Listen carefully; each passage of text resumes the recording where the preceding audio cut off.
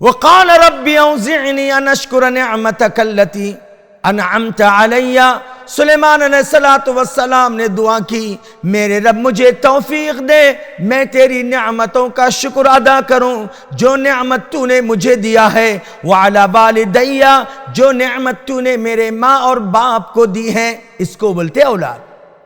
آج کے زمانے میں کیا جی؟ ماں باپ کے نام پہ ٹھکرے پھوڑنے والی اولاد۔ ہمارے بابا کہے گا ڈنکا کر گئے، چھوڑو مولوی صاحب، ہمارے بابا کیا رکھے گئے بول کو، ہماری اماں کون سا ڈھنکا کر کو گئی بول کو۔